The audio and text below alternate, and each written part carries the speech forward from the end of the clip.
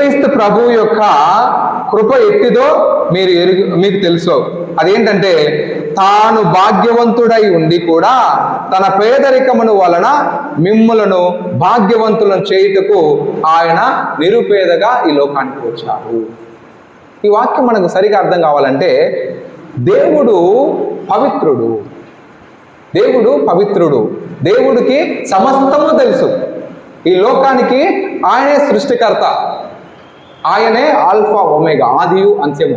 అటువంటి దేవుడు ఆ పరలోకాన్ని వీడి ఎందుకు మనకి ఈ లోకానికి వచ్చాడు? ఒక నిరుపేదగా ఈ లోకానికి వచ్చాడంటే, పేదల పక్షాన ఎవరైతే కష్టాల్లో, బాధల్లో, ఇబ్బందుల్లో, ఇక్కట్లలో ఉన్నారో వారికి నేనున్నాను నీకు తోడుగాని తెలియచేయడానికి, మనల్ని అలాంటి దీన స్థితిలో నుండి ఆయన లేవనెత్తడానికి ఈ లోకానికి వచ్చాడనేదే ప్రభు ఈరోజు మనకి ఇచ్చినటువంటి సందేశం.